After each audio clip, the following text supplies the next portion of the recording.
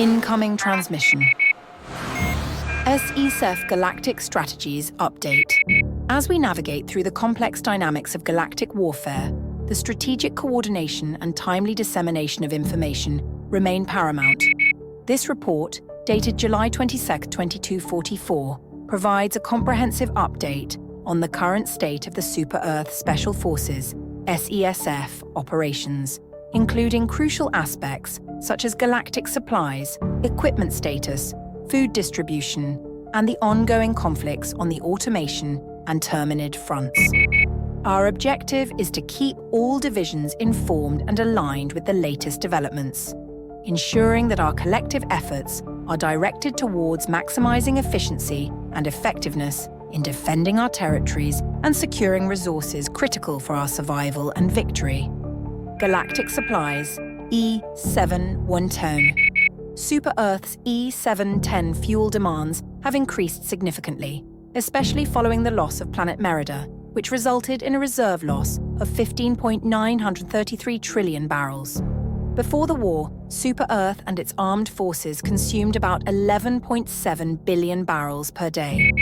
The current demand has risen to approximately 25.8 billion barrels per day, creating a significant deficit that must be regularly addressed.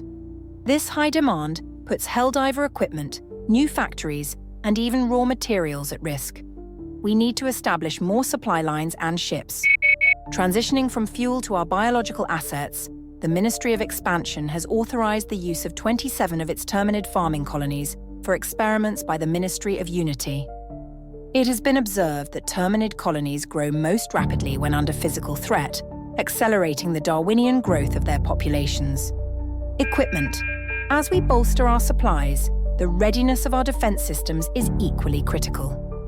The Ministry of Defense Helldiver Readiness Command reports that projected Helldiver production is still within quota, even as the initial incoming flow has lowered, but the output is higher than previously. This adjustment appears to have boosted the projected Helldiver survival rates. However, the Ministry of Truth is reporting a drastic 10% decrease in the average patriotism rating, now at 87.4%, based on their voting scores. The demand for military equipment has also skyrocketed as expected. This includes weapons, vehicles, aircraft, ships, and other military hardware. While production rates of these items have increased through the conversion of civilian manufacturing facilities to military production, the current output is strong because it's easier to melt down metal than to refine it. Scrap metal has surged in value, and the remains of automation forces are utilized once a planet is captured. Food. With our equipment needs addressed, attention must turn to sustaining our forces. Demand for both civilian and military populations has increased during this wartime.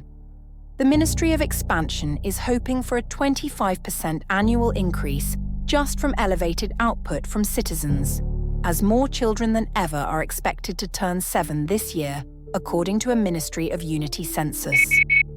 Helldivers, placed in cryo-sleep until needed, require significantly less food than active CAF soldiers, effectively managing our overall food supply more efficiently. Additionally, the ongoing casualties among CAF soldiers have further reduced the immediate demand for food at the front lines, allowing us to redirect these resources to more pressing areas. SEAF soldiers still require a steady supply of rations, and civilian agricultural production has been somewhat disrupted, necessitating more organized distribution. Due to these dynamics, the Ministry of Defense has allowed ships to receive blue fruit rations. The Ministry of Truth reports that such actions for the ship crew have resulted in an increased effectiveness rating as the cost of the new rations were deducted from their wages.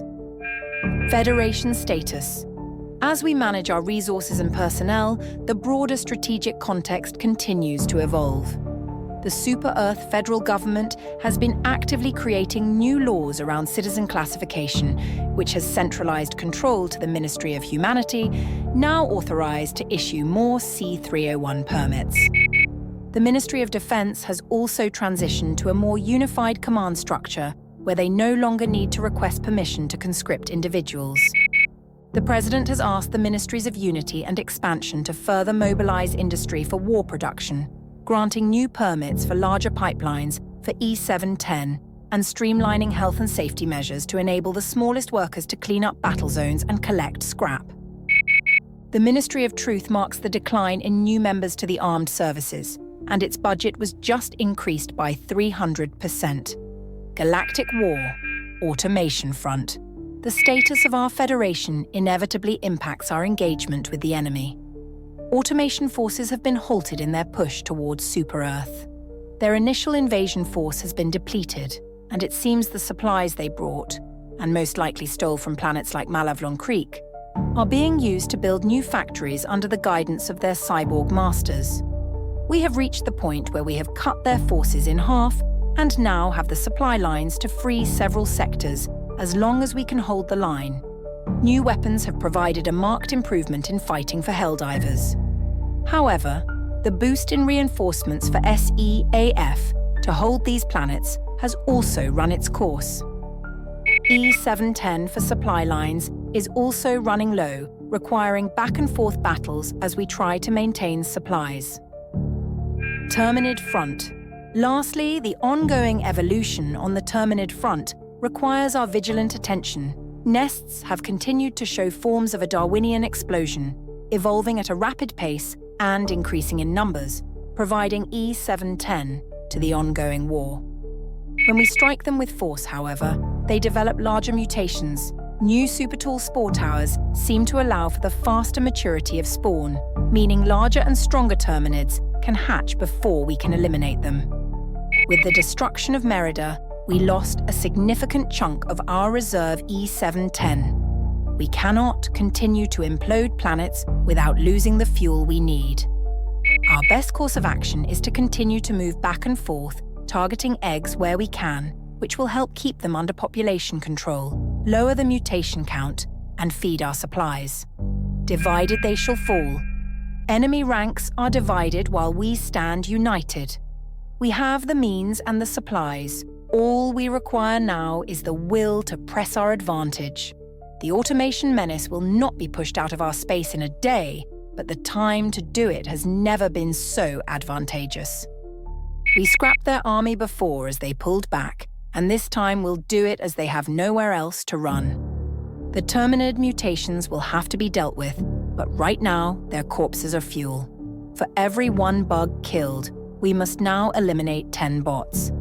For every planet the bot collective attacks, we must defend our ground and also liberate those planets whose supply lines we've cut. We will not change this goal until we've eliminated all automaton threats south of our line. For Super-Earth, end of transmission.